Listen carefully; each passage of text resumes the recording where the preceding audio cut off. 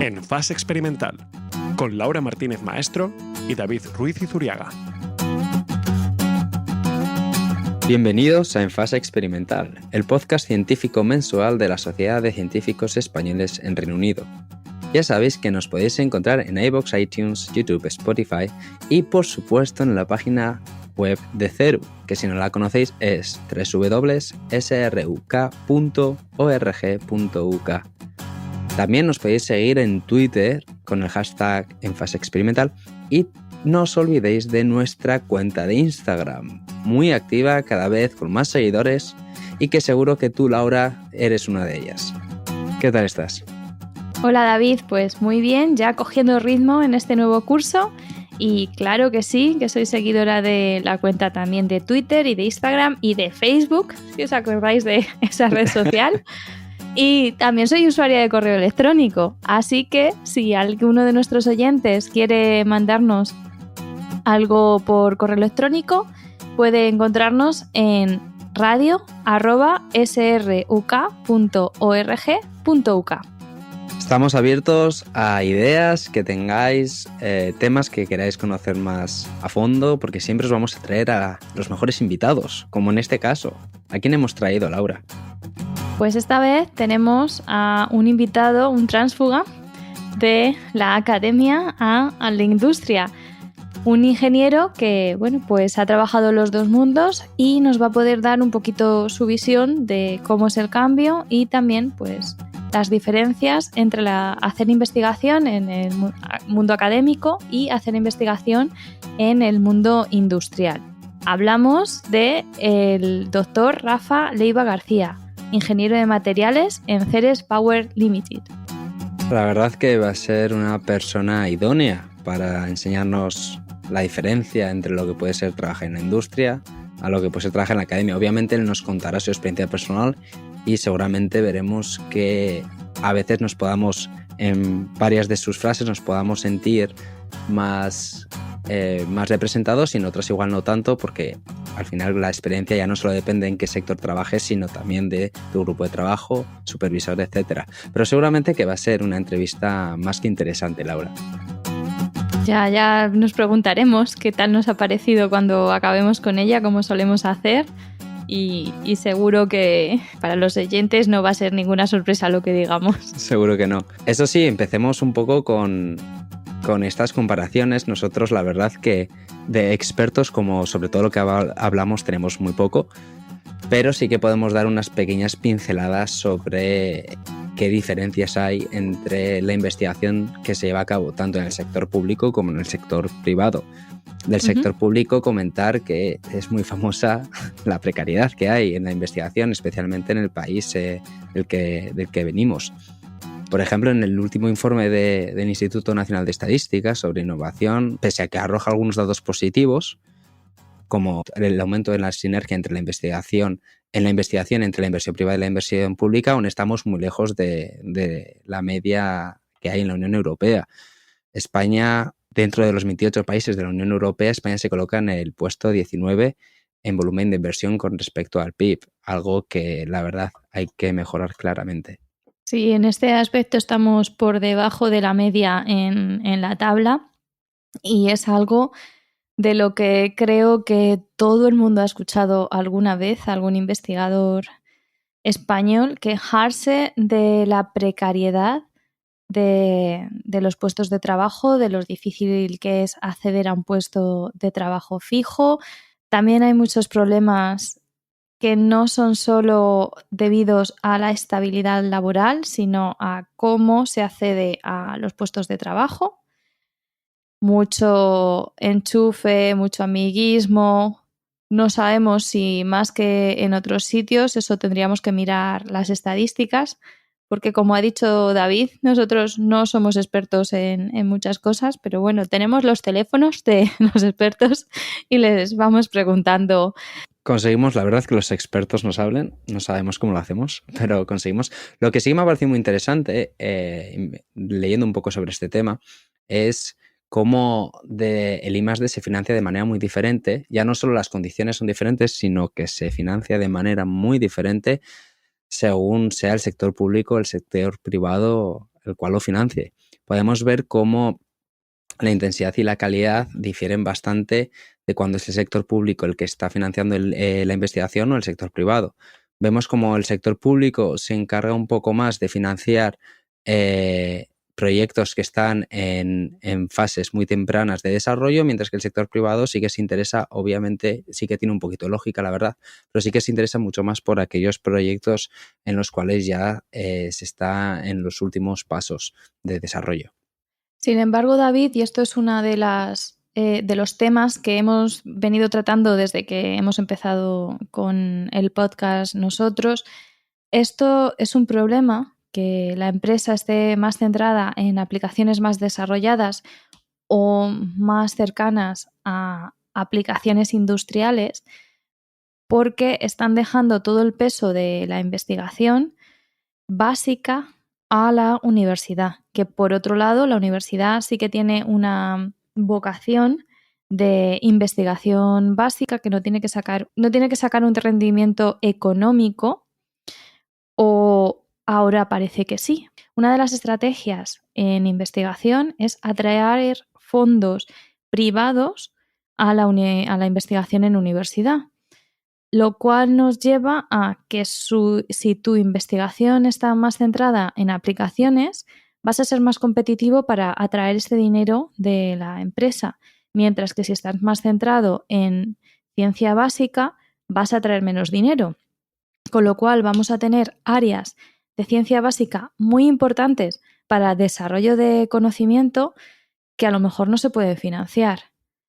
Sí, porque además las personas, si pecamos en algo, es en que no vemos 3 metros por delante nuestra, ¿no? Por decirlo de alguna manera, y es que no nos damos cuenta y se nos olvida que la ciencia básica es fundamental para luego en el futuro poder desarrollar aplicaciones.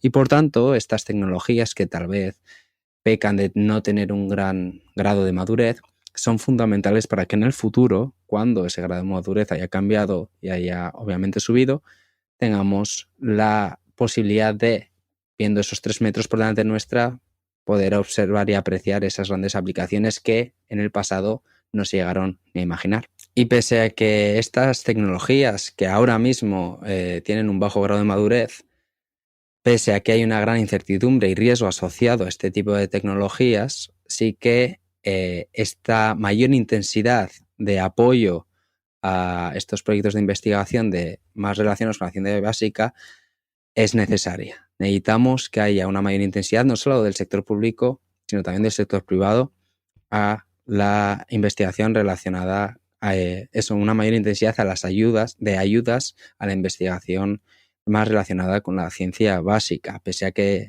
como digo, haya un mayor riesgo y una mayor incertidumbre, es necesario que ese riesgo se coja, ya te digo, no solo del sector público, sino del sector también privado.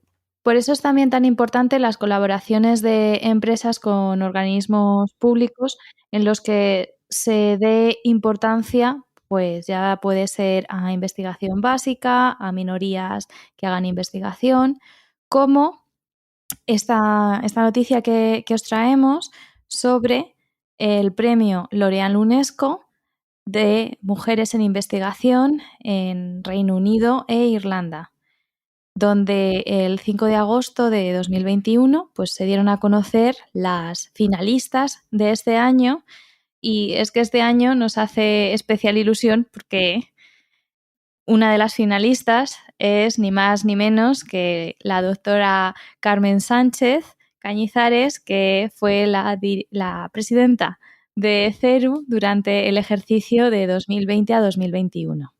Nuestra presidenta hasta hace bien poco, la verdad. Sí, sí, muy orgullosos de ella que estamos. ¿Tú conocías estos premios, David? Pues mira, la verdad que no los conocía. Específicamente los he conocido porque ha sido Carmen quien lo ha recibido, pero eso demuestra que hay que darle más voz a estos premios, o al menos a estas empresas que intentan colaborar para el aumento de la diversidad y la inclusividad en la ciencia.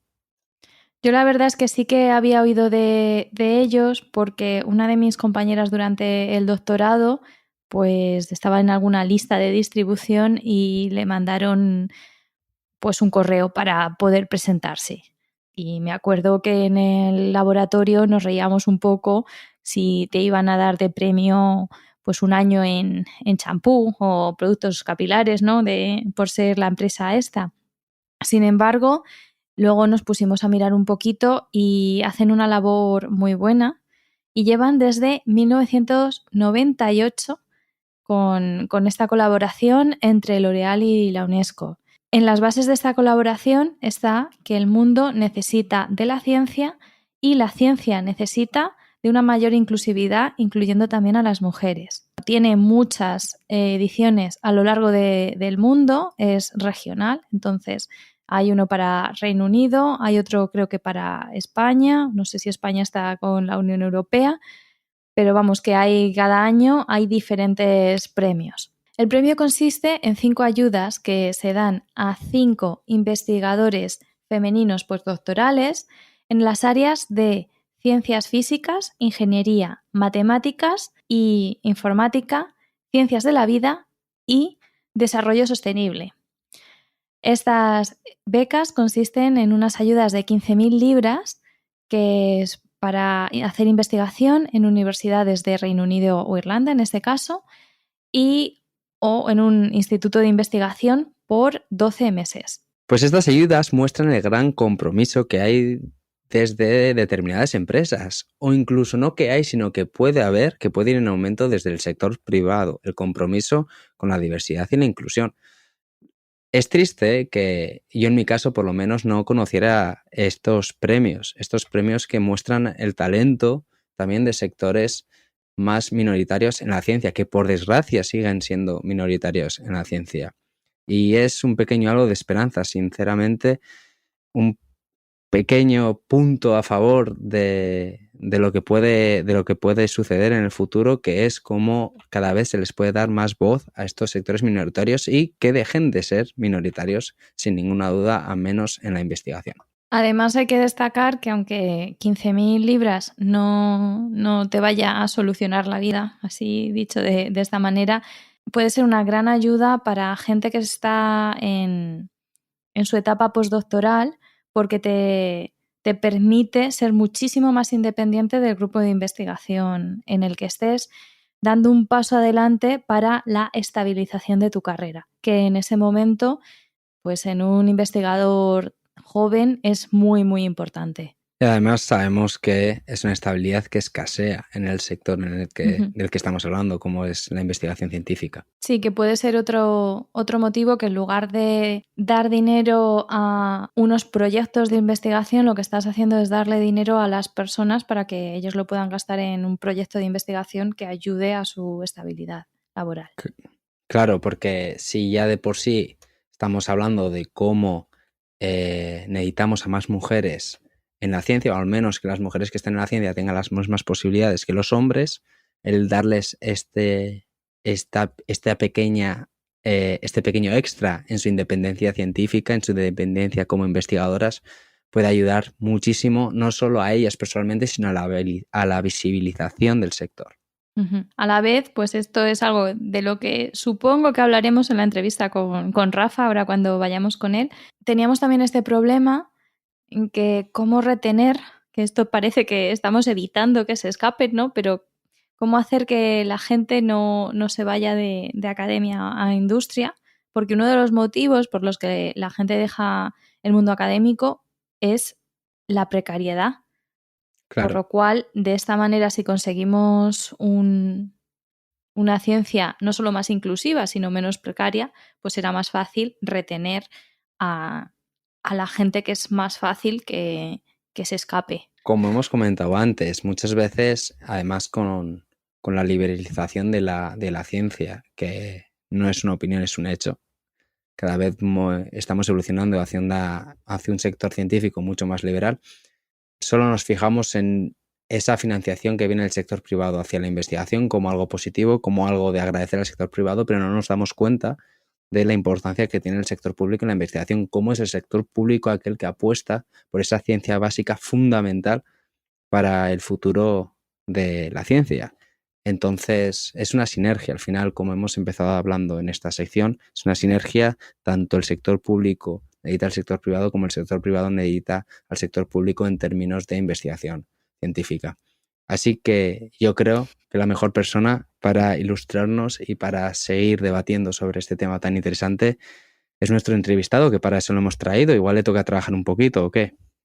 Venga, justo iba a decir eso, que para ver cómo se hace investigación o qué investigación se hace en industria, vamos a hablar con Rafa.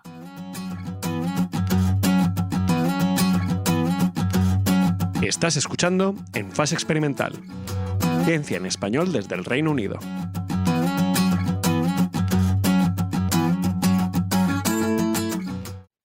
Hoy entrevistamos a Rafael Leiva García, ingeniero de materiales en la empresa Ceres Power Limited. Dr. Leiva obtuvo el título de ingeniero químico en 2006, seguido de un máster en medio ambiente y seguridad industrial y un doctorado en ciencias de los materiales, todo ello en la Universidad Politécnica de Valencia, donde además colaboró en diferentes proyectos de investigación relacionados con la corrosión, recubrimientos o desarrollo de materiales para la producción de hidrógeno. En este periodo, además, también cuenta con experiencia como profesor asistente en la carrera de Ingeniería Química y además también participó como profesor en un programa internacional de la Florida State University. En 2013 consiguió un contrato con la Universidad de Manchester, donde trabajó en proyectos colaborativos financiados por la BPI-CAM, Centro Internacional de Materiales Avanzados, hasta finalmente moverse al sector industrial. Bienvenido, Rafa. Muchísimas gracias por aceptar esta entrevista. Hola David, hola Laura, encantado de estar aquí y gracias por la invitación. Muchas gracias a ti, Rafa, que nos hacía mucha ilusión poder entrevistar a alguien del otro lado. Está bien entrevistar gente del lado oscuro. Pues vamos a empezar hablando un poco de ese lado oscuro, porque como hemos dicho, hiciste la ingeniería química en la Universidad Politécnica de Valencia, pero has estado prácticamente toda tu carrera profesional haciendo investigación, tanto en Valencia como en Sheffield y en Manchester. Y por empezar con esa controversia entre el lado oscuro y el lado de la luz, ¿cómo se llevan los ingenieros con los físicos y los químicos con los que están trabajando codo con codo, en este caso, en la investigación? Pues diría que nos llevamos bastante bien. Es cierto que si alguien me dijera eres químico, diría no, soy ingeniero, o lo habría dicho en el pasado. Bueno, ahora lo tendría que decir, soy ingeniero de materiales, entonces procede. Pero es cierto que aunque las carreras se diversifican y se distancian en parte en los temas que estudian, esencialmente diría que al final todos aprendemos cómo manejar datos técnicos, cómo analizar y en principio diría que para muchas profesiones, investigación, todos podríamos hacer el mismo trabajo siempre y cuando tuviéramos la formación científica y técnica necesaria. Por otro lado, diría que en las empresas cada día se llevan más los equipos multidisciplinares. Si lo piensas, es un poco el 1 más 1 es 3. Si tienes dos personas y tienen distinto perfil, muy probablemente podemos obtener más resultados que con dos personas que han estudiado lo mismo. Supongo que esto de las discusiones es cuestión de los colegios profesionales, las atribuciones y cómo se complica todo un poco. Claro. Supongo que en parte necesario, pero bueno, es como todo. Cuanto más organizas, más burocracia tenemos. Pero es divertido para el pique, diría. Es un poco más el pique entre amigos, ¿no? Sí. Es ingeniero, no, soy químico, o al revés, que Sí. en realidad una diferencia que se pueda ver incluso en el trabajo del día a día. Sí, la realidad es que si lo piensas, aparte de los que son colegiaturas obligatorias como medicina, arquitectura, que requieren mucha capa legal, todos los demás podemos trabajar en cuestiones científicas o técnicas con facilidad, siempre y cuando tengamos la formación. Al fin y al cabo siempre estamos aprendiendo. Bueno, y hablando de aprender, cuando elegiste estudiar ingeniería química, que empezaste en Valencia, ¿qué tenías en mente respecto a salidas laborales que te daría esa ingeniería? Pues debo decir que con 18 no tenía mucho en mente las salidas laborales y no sé cuánta gente las tendrá. Pero sí que es cierto que desde pequeño me gustaba la ciencia. Es cierto que cuando eras pequeño crecíamos con aquella serie de MacGyver que trataba de solucionar todo usando la tecnología. No se sostendría ahora si lo volvemos a ver, pero bueno, en principio tenías pensado, pues puedes trabajar en cualquier industria, puedes resolver problemas y puedes usar tus conocimientos en una manera que es constructiva para trabajar. y ayudar a la compañía. No, claro, porque como dices, la perspectiva que se da por lo menos en las ingenierías es acabar en el sector industrial, pero sin embargo vemos cada vez, vemos actualmente muchísimos ingenieros que también se dedican a la investigación. ¿Es esta salida visible? ¿Se puede palpar esta salida en las asignaturas durante la carrera o es algo que se ve más al final cuando decides que lo que te gusta hacer es la investigación? No sé cómo habrá evolucionado desde cuando estudié mi Claro. carrera, pero no es algo que palparas ni observaras cuando estás estudiando la carrera.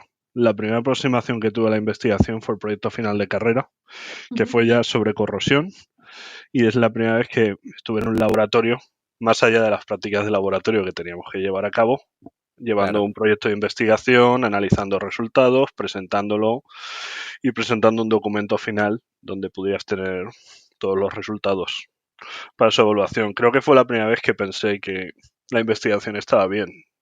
Debo decir que antes eso no se me había pasado por la cabeza. Eso es algo que vemos con muchas personas, que no es hasta los trabajos fin de grado cuando tienen un acercamiento con la investigación y se plantean que se puede investigar como carrera profesional. Sí, estoy de acuerdo. Es como digo, tuve la oportunidad cuando terminé, no tenía pensado, me sugirieron hacer un proyecto de investigación después del proyecto de grado y eso llevó a una beca del ministerio y eso pues a una tesis de 4 años que no lo habría pensado al principio. Pero es cierto que investigación es algo divertido, sobre todo si los resultados salen. No siempre es tan Claro. divertido cuando no salen. Y debo decir que una vez empiezas es un buen tópico, siempre y cuando puedas seguir avanzando. Claro. Podemos discutir luego sobre eso. A veces puede ser un poco frustrante. No, es verdad que inicialmente hay una motivación hay una motivación completamente palpable en los estudiantes de carrera que están terminando cuarto carrera. Hay una motivación muy grande porque claro, descubres lo que es la investigación. Luego ya descubres ya no solo lo bonito, sino lo menos bonito, que es algo que hablaremos más tarde. Pero claro, después de el doctorado y tu experiencia también, además, dando clases en la Universidad de Valencia, diste ese salto al sistema inglés, al sistema académico inglés. Y mi pregunta es sobre las dudas que pudiste llegar a tener en ese momento.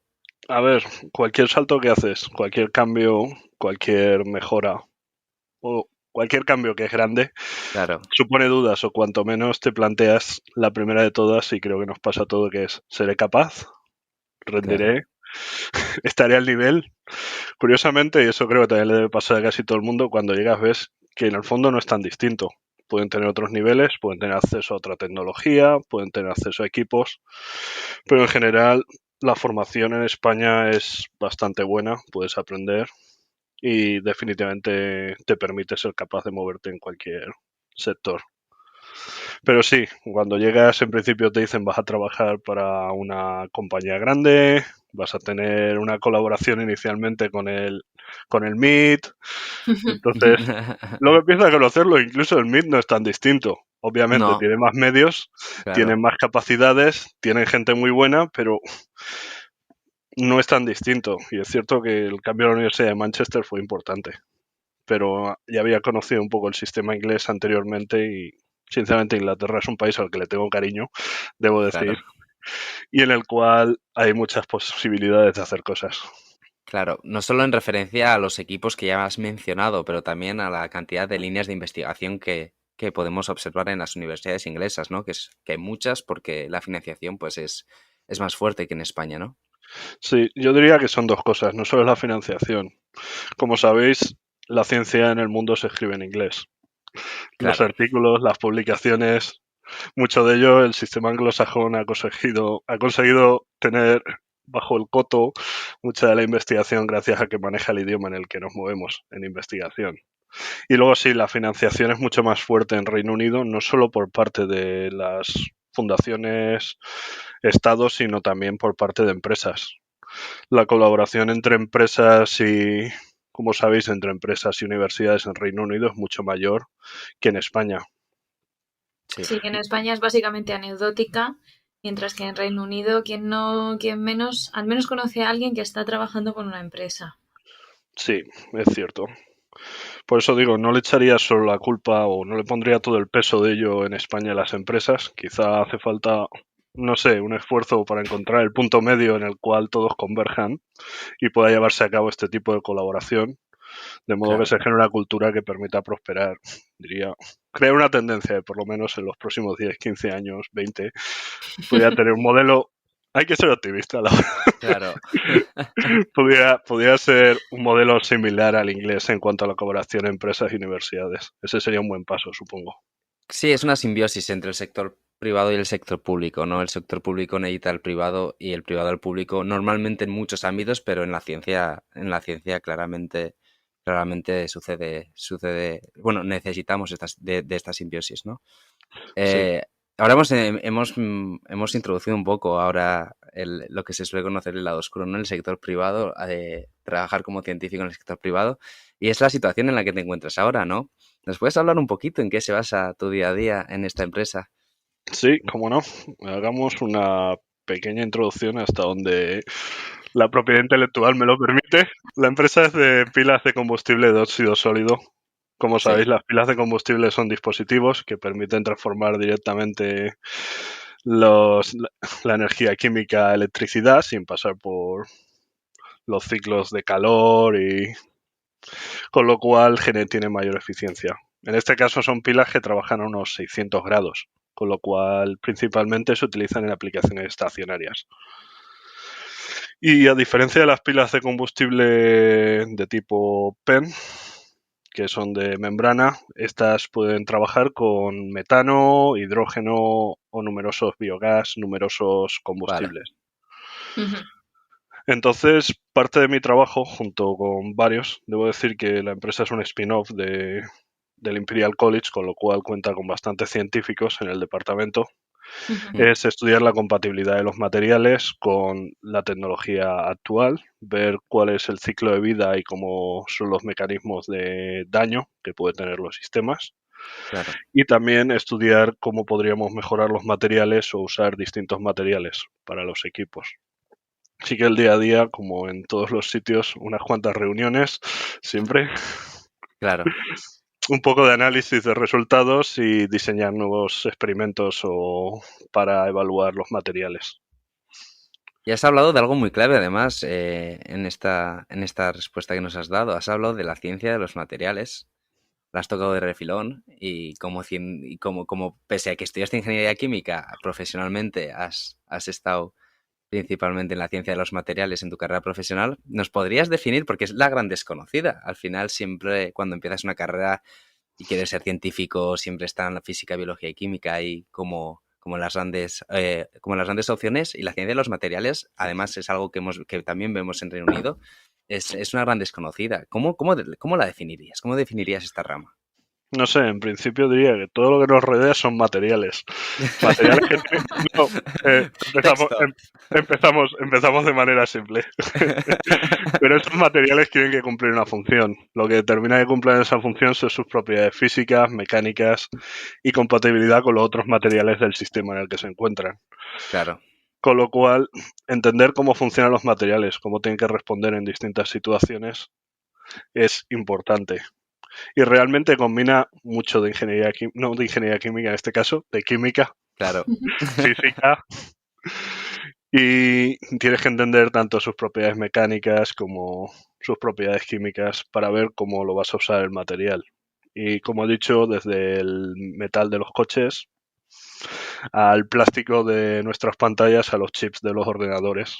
A mí me surge una duda porque lo has comentado ya 2 veces. Cuando hablas de compatibilidad de materiales, en mi mente de no experta, veo juntar dos cosas y que haya una explosión. ¿Te estás refiriendo a eso o estás refiriéndote a otro tipo de compatibilidad? Bueno, eso sería una compatibilidad también, Claro. dependiendo del objetivo que quieras cumplir, supongo. Si eres un poco pirómano, igual funciona. No, por ejemplo, en una pila de combustible no quieres que te explote. Sí, sería, pero por ejemplo, como he dicho antes, otra de las cosas que ha comentado Laura es el mecanismo de daño que puede tener el material. Imagínate dos materiales que son distintos, una cerámica y un Ujú, metal que se están calentando a la vez y tienen que llegar a los 600 grados.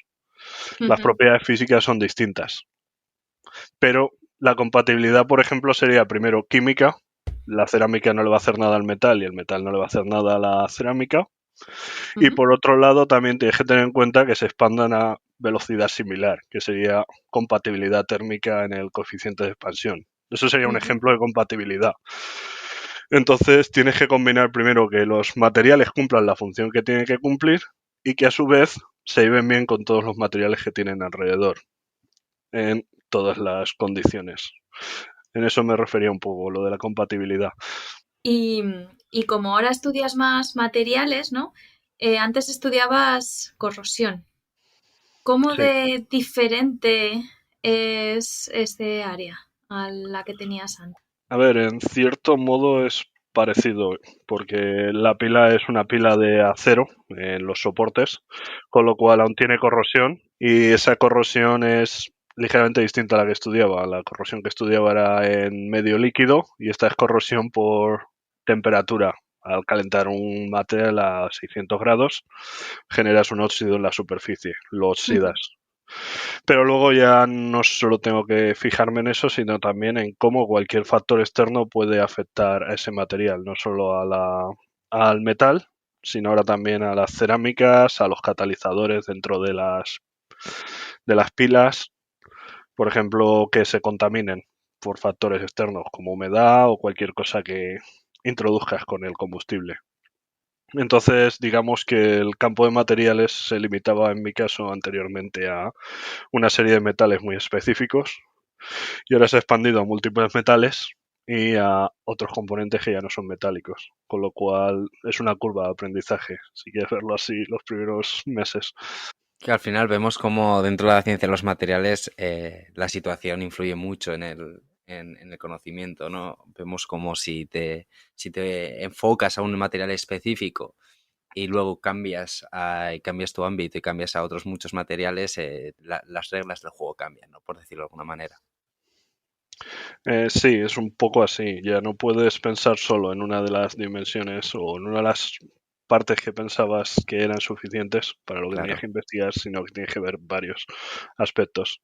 Habiendo dicho eso, muchas veces las técnicas de caracterización que aprendemos para un material te valen para muchos de ellos. Entonces, la transición es más fácil, supongo, Claro. si ya tienes experiencia en cómo caracterizarlos.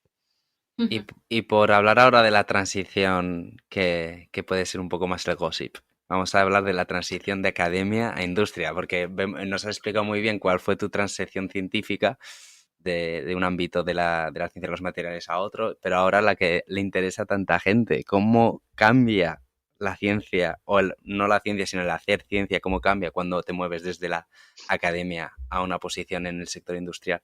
Digamos que el objetivo y la manera el objetivo y la manera de ver las cosas cambian. Gran parte de la investigación en academia podríamos decir que la mitad al menos, no sé, no tengo la estadística en mente, Claro. pero apostaría que más la mitad al menos es fundamental. Sí. Lo que implica que esa investigación, que era parte de lo que yo hacía, Claro. esa investigación contribuye al conjunto del conocimiento que es necesario para cualquier aplicación que sea práctica.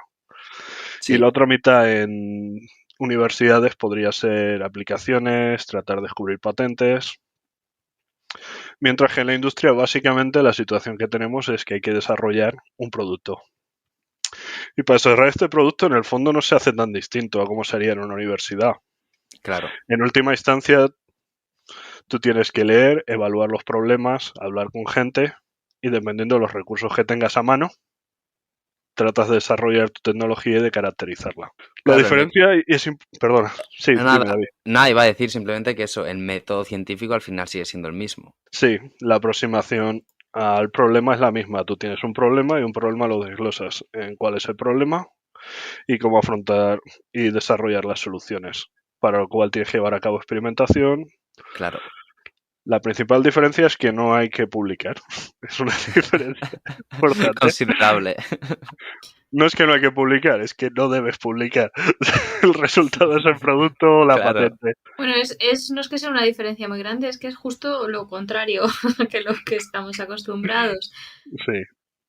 Claro. ¿Cómo se lleva lo de tener que contar los resultados en todos los congresos que veas y tener que escribir un paper cada 3 meses para no Sí, morir en el intento. sí, supongo que depende realmente de lo que te guste. Reconozco que hay gente a la que realmente le gusta mucho escribir los papers. A mí realmente me gusta mucho hacer ciencia y no lo voy a negar, Claro. a pesar de que tengo publicaciones, es la parte que más pereza me da.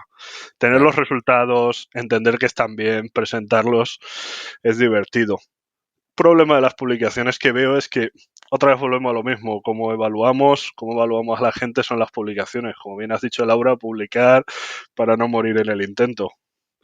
Un poco el tema de las publicaciones, a veces me pregunto si la presión por publicar no mata la ciencia en cierta medida. Es Claro. algo que me planteaba ya cuando estaba en academia. Realmente te ves forzado a adelantar resultados, a veces. Claro. E incluso llega a corromperla a veces. La presión Pues, que hay en temas de financiación y tal llega a corromper a la ciencia. hombre, si lo piensas, no solo la presión, no solo corromperla, si lo piensas, el sistema editorial es un Claro. sistema complejo. Claro. ¿Quién habría imaginado hace 30 años que tendríamos editoriales depredadoras? Claro. ¿Quién habría imaginado que tenemos un producto que producimos y compramos? Si no, nosotros nuestros es un modelo de negocio el de las editoriales científicas que no se podría aplicar probablemente a ningún otro campo. Me encanta el eufemismo de complejo para definir el mundo de las editoriales. Qué correcto eres, Rafa, qué correcto. Sí, es Siempre para no soy... poner explícito en el podcast. Sí, no, pero es un poco cuando lo planteas, es un método de negocio que no se podría aplicar a ningún otro sistema, No, porque nadie haría el trabajo y pagaría por su propio trabajo. claro. Y Pero ese enfoque que te da la empresa de tengo que desarrollar un producto, tengo que investigar para permitir que se desarrolle este producto, ¿tú crees que ese enfoque, ese enfoque diferente ayuda y motiva a los científicos a trabajar en una dirección determinada? ¿Ese enfoque, ese objetivo ayuda a hacer ciencia? en principio, cuanto menos se introduce una presión en el sistema, si quieres. Y aunque el estrés nunca es bueno, es cierto que las Claro, personas y el cerebro funcionan mejor bajo estrés, hasta ciertos límites, hasta cierto límite, claro, por claro, supuesto. claro. Y sin embargo, supongo que cuando hablamos de motivación depende. No a todo el mundo le motiva lo mismo. Supongo que la gente tiene que tener motivaciones internas o externas. Motivaciones internas es innovar, Claro. me gusta hacer bien mi trabajo, estoy orgulloso si hago un producto cada 2 años o cada X o Sí, cada cuando se exija. Y obviamente siempre pueden jugar a las motivaciones externas, que puede ser el desarrollo personal, el desarrollo de la empresa o, ¿por qué no? Al fin y al cabo, una potente motivación externa es el dinero. claro. Es indudable, a todos nos gusta la ciencia. Claro, que creo que en el sector industrial también va mejor acompañado que en el público. Sí, supongo que también depende del país. No tengo baremos de todos, pero supongo que hay maneras de motivar y supongo que hay entornos empresariales Eso es, que son tóxicos, del eso mismo es, modo que hay entornos académicos que pueden ser tóxicos. eso es, Los claroscuros están en todos los campos. claro. Pero bueno, motivación es siempre hacer bien el trabajo si el ambiente es bueno. Creo que es buena motivación en general. Sí, tendría que ser la principal, sin duda. Tendría que ser la principal, aunque muchas veces no se cumpla, pero así es. Y cuando un estudiante termina el doctorado, en muchos casos no ha parado de estudiar desde que empezó la carrera. ¿Le recomendarías descubrir y tener una experiencia en la industria para probar cosas nuevas? Supongo, partiendo de mi experiencia, yo creo que siempre fui un poco más, diría, dejado o menos directo para cambiar. Entonces lo que pasó es que sí, definitivamente se lo recomendaría, sobre todo porque tienen que coger una perspectiva distinta y en el peor de los casos pueden tener una experiencia que pueden utilizar después y luego vuelven a cambiar de academia a industria. En Reino Unido no sería un gran problema. Reino Unido tienes un montón de estudiantes de doctorado que terminan y se van a la industria. Pero podría imaginar que es un problema en lugares como España, en el cual si terminas... Es más, terminando el doctorado en España probablemente lo tengas ya complejo para entrar a la industria, dependiendo del tipo de industria, y a no ser que cambie mucho la filosofía. Pero adquirir una nueva visión, ver cómo funciona la industria, les ayudaría a entender cómo funcionan los sistemas, porque cuando estás haciendo investigación te centras en un material específico, un tema específico.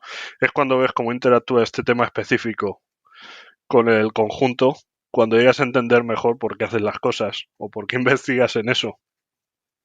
Porque supongo que es un poco lo de los... A veces no lo entendía bien hasta que lo piensas, pero los árboles no te dejan ver el bosque. Muchas veces estás mirando el árbol y no ves el bosque. Y cuando ves el conjunto entiendes mejor la parte. De un modo que necesitas entender las partes para ver el conjunto. Con lo cual definitivamente sí, les recomendaría. Claro, en la industria al final te obliga a aprender cosas que están fuera de tu zona de confort o fuera de tu experiencia, o directamente cosas que no conoces, te obliga a aprender. Es lo que hablábamos antes de los equipos multidisciplinares, que son más frecuentes en la industria que en los sectores académicos, donde los grupos de investigación normalmente ya están orientados a un determinado tema, ¿no? Sí, exacto. Ese es uno de los puntos que creo que sería importante. Y sobre todo por eso, porque cuando tú investigas un tema, digamos, pongamos que investigas pilas de combustible, te centras en un elemento, en el material que utilizas, pero terminas de perder cosas que son importantes. Y muchas veces es el ¿por qué? ¿Por qué hago esto? Está Claro. claro que sí, se supone que todos lo sabemos porque en las justificaciones de los papers lo explicamos, en la introducción muchas veces. Pero cuando ves el conjunto, cuando ves a los comerciales trabajar, cuando ves realmente la aplicación, el valor económico y en el caso de cualquier tecnología verde, el valor potencial de cara al futuro, Claro. definitivamente aconsejaría a la gente visitar un sistema. Obviamente les puede salir mal. Claro, Como sí, quedarte en la academia te puede salir mal, pero igual. es una oportunidad para entender el sistema mejor. ¿Y algún otro consejo que podrías darnos a los futuros doctores? Pues, curiosamente, hace una semana o dos hablaba de este tema con un amigo y estaba pensando al volver a casa que no solo es responsabilidad de las instituciones el entender cómo funciona, tenemos que ser honestos con nosotros mismos. Significa ser honestos con nosotros mismos. ¿Realmente estoy aquí porque quiero? ¿Realmente quiero hacer esto? ¿O quiero probar nuevas cosas? Y definitivamente sí que les aconsejaría, escucha a todo el mundo y no te creas a nadie. Es más, si alguien me escucha, que no me crea directamente, que tome todas las versiones de todo el mundo, que sea honesto consigo mismo, evalúe lo que quiere, sus opciones reales y aplique el método científico que he aplicado en el doctorado para llegar a una conclusión. Puede salir mal, pero incluso si sale mal en el cambio, no es el fin del mundo. O sea, la historia no se acaba hasta que se acaba, hasta que no tenemos 4 subpuntos suspensivos al final en una galaxia muy lejana o... Definitivamente, escuchar a todos, escuchar los distintos puntos de vista y ser honesto con uno mismo. Pues, ¿qué te parece, Laura, si con esta magnífica reflexión damos por concluida la entrevista? Muchísimas gracias, Rafa, por habernos acompañado estos 20 minutos y habernos enseñado tantas cosas, diferentes perspectivas que no conocíamos. Y ha sido un placer tenerte aquí con nosotros. Ha sido un placer para mí estar con vosotros y ha sido una conversación muy interesante y amena. Gracias por la invitación.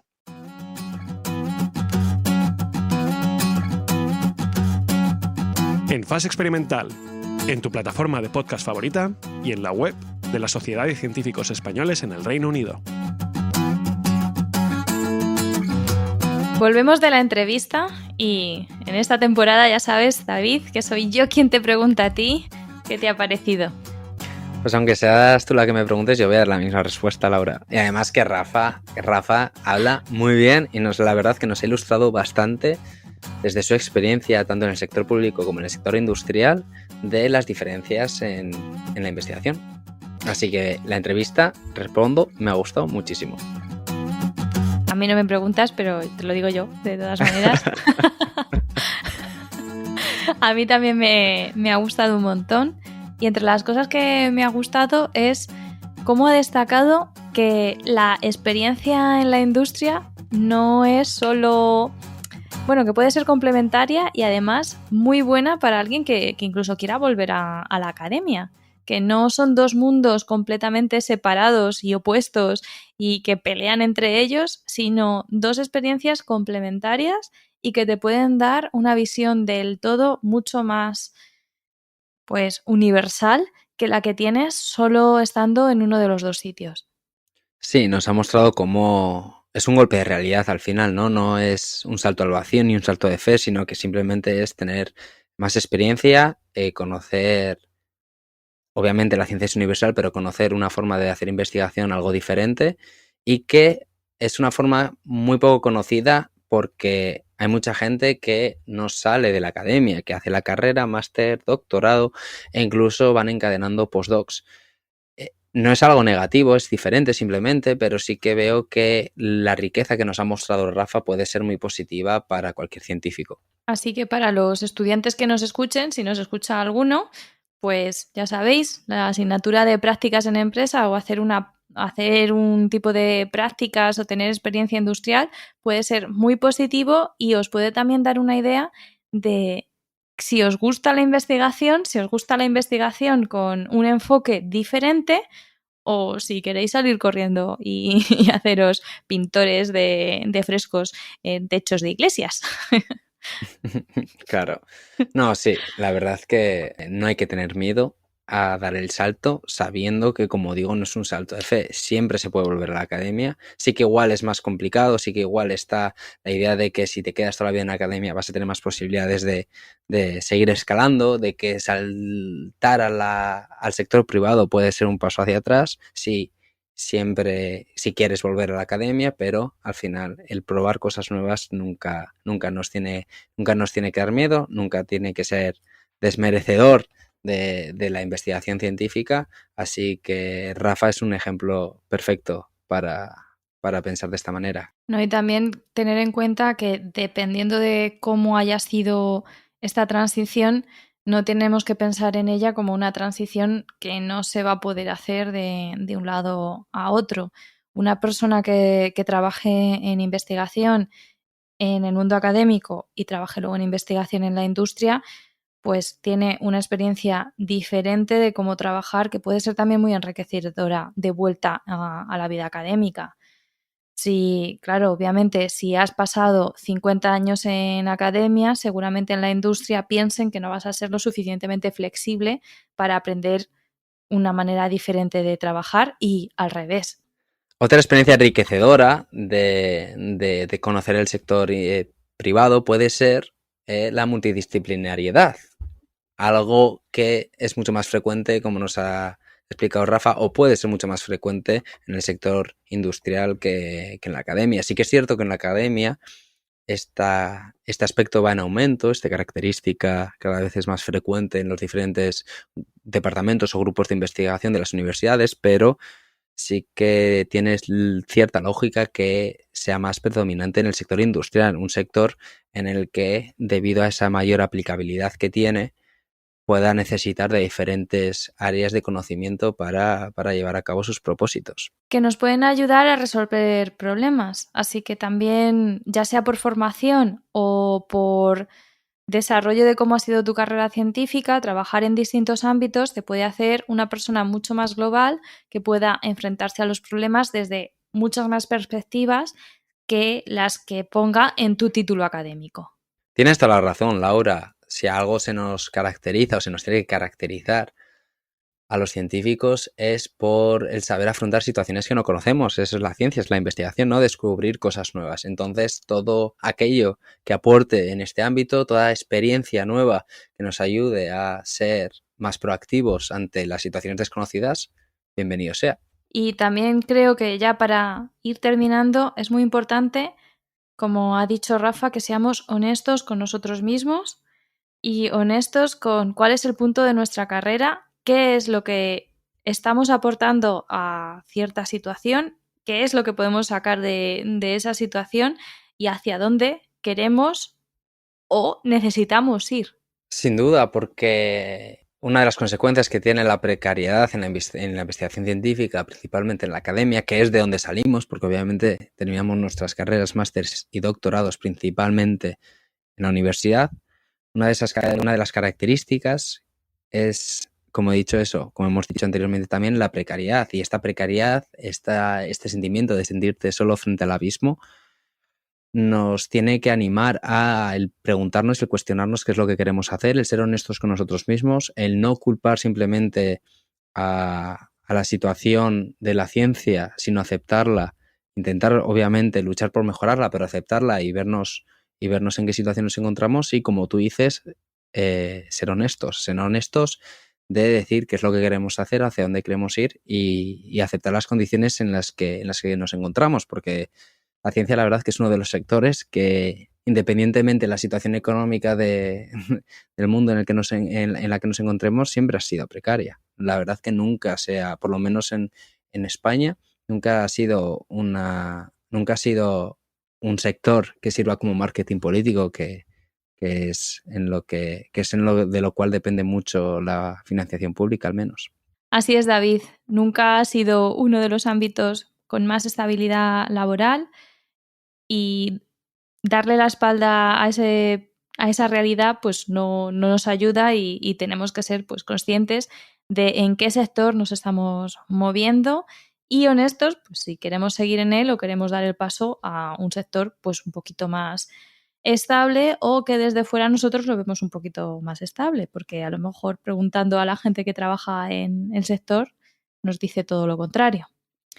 Si te parece bien, vamos a ir despidiendo este episodio de En Fase Experimental.